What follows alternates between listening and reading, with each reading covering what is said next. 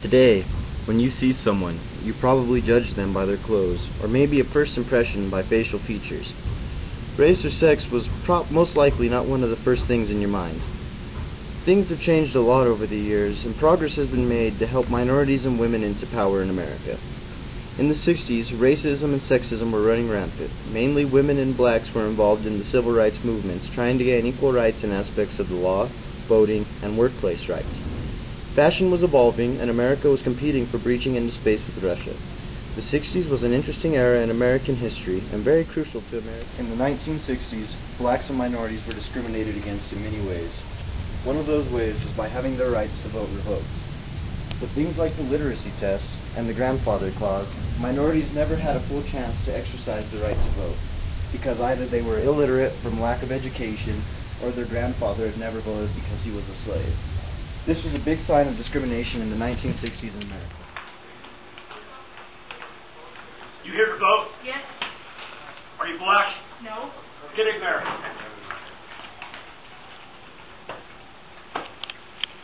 Okay, how do you...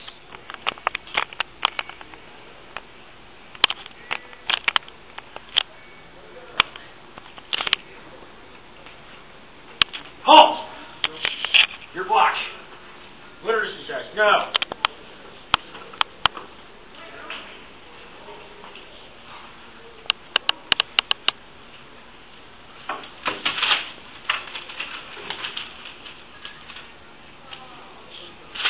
Correct. Now, is your grandmother vote? No. Get out of here! Hi, my name's John, and we're here today with Abdul to ask him about the black voting rights here in America today. John, voting today, do you feel like your rights were really fully exercised as a black man? No, them white folks never liked us Negroes. They made us take them literacy tests, and if our grandpa couldn't vote, we couldn't neither. Well, in Congress they said that it's alright for the black man to vote. Do you think this is a pretty big step in America for maybe equality between blacks and whites? Shoot, yeah. If them white folk would let us vote, who knows what'll happen next. And my last question for you. How long do you think it'll be before integration and full equality between blacks and whites will really happen? I don't know, 100 years or something. In the late 50s and 60s, the fashion and culture were very diverse from those today. Women mainly wore dresses of many various lengths and colors, whereas the men wore jeans, slacks, bell-bottoms, and either a button-up or a regular t-shirt. Fashion has changed dramatically since then, and today so has a lot of what is considered socially acceptable to wear. This is our student Ryan in a 50s poodle dress. Now, like,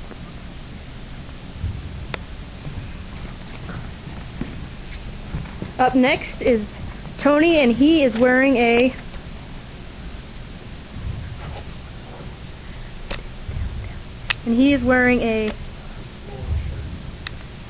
a 50s bowler shirt, black striped, or a white shirt with black stripes. Up next is Zach, and he is wearing a 1950s prom dress. Doesn't he look fashionable? Pink lace with pink embroidery. And here is Ryan again, and he is wearing the fashion of the 60s, the nice fashion bell bottoms, plaid striped blue and red.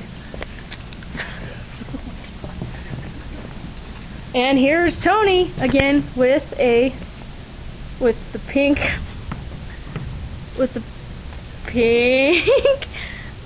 pink and purple checkered dress and purple boots. Doesn't he look nice? And Zach, the last time around, and he is wearing a nice disco dress, black striped and blue striped white dress.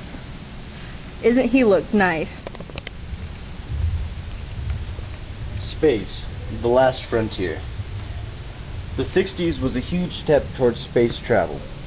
The Russians and the Americans were racing to see who would be the first into space.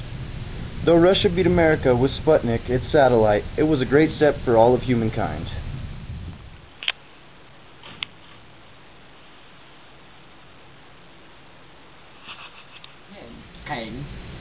Ken.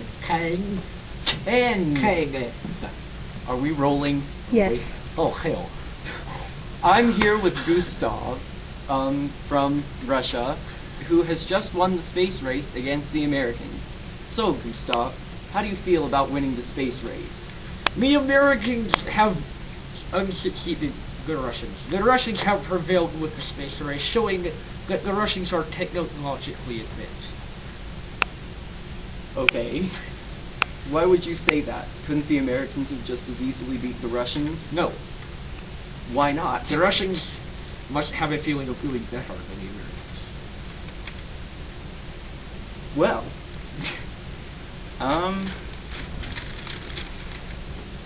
how do you think Russia accomplished such a scientific endeavor?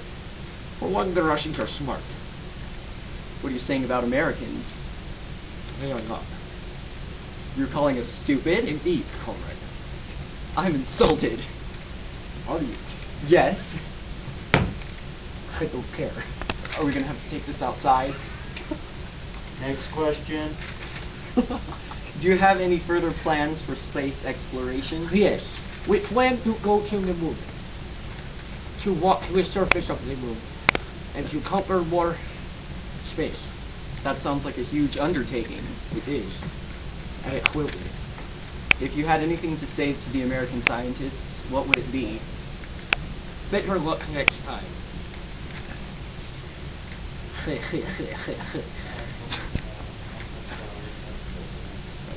So, I don't have any more questions.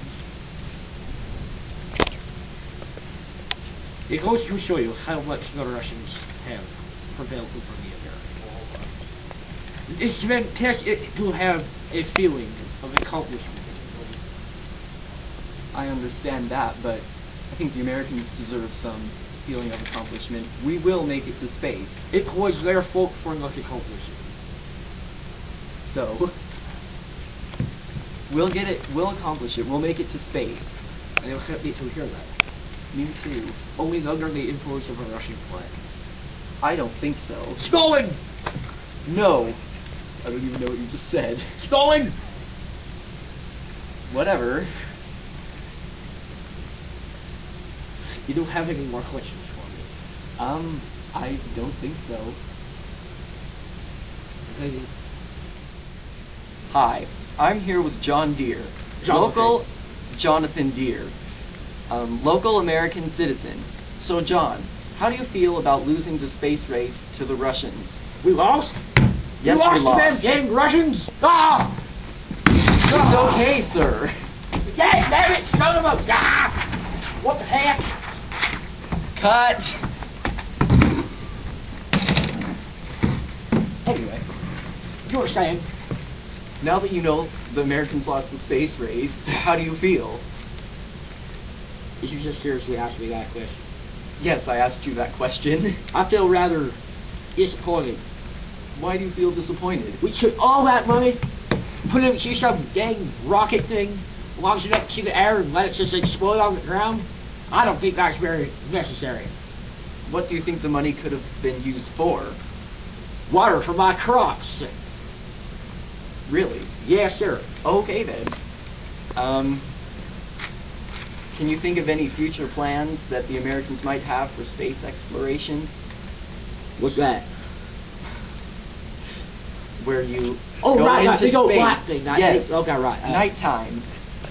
I think them men should walk on that big old round thing. The moon. The moon, yeah, the moon. Yes, sir. I think that's a good idea. Thank you. For all you scientists out there, take note of what Mr. Jonathan Deere just said. And our final question is, if you could say anything to the Russians, what would it be, and why?